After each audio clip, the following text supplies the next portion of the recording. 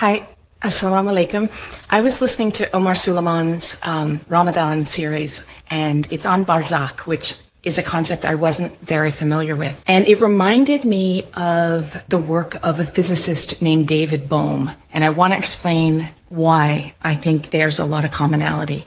In the physical sense, death is pretty straightforward. The heart stops, electrical activity in the brain ceases, and energy dissipates.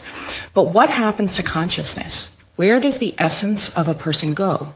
The Quran gives a very clear answer, which is Barzakh. It's an intermediate realm where the soul exists after death, aware but separated from the world it once knew. When death comes to one of them, he cries, "My Lord, send me back so that I may do good in what I left behind." But no, it is only a word he speaks, and behind them is a barrier, Barzakh, until the day they are resurrected. The explicit order that Bohm talks about is the ordinary manifest reality that we perceive with our senses, this dunya. It's a world of separation, of space and time, where objects appear very distinct from each other. But the implicate order is a deeper hidden reality, and it underlies, it undergirds the explicit order. In the implicate order, everything is fundamentally interconnected. And in Barzakh, the soul has no control any longer. It cannot return. It cannot change its fate. The Quran makes this clear in Surah 2.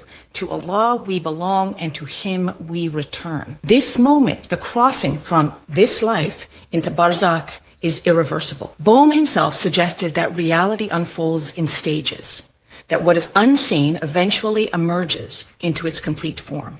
And Islam describes the day of resurrection the same way. Then the trumpet will be blown, and behold, they will rush from their graves to their Lord. Surah 36, Ayah 51. This is the ultimate collapse of potentiality. There is no more potential. There's no more going back and reviewing the choices you made and choosing differently. In quantum mechanics, a system exists in multiple states until it's observed. And upon that observation, it collapses into one outcome. So if life is the period where all choices exist, we can choose to follow Allah. We can choose to turn away. Barzakh is the moment of pause.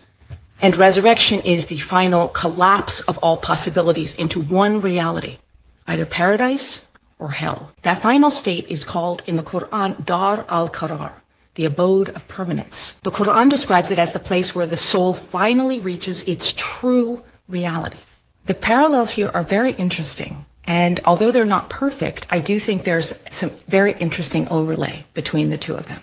Have a beautiful day.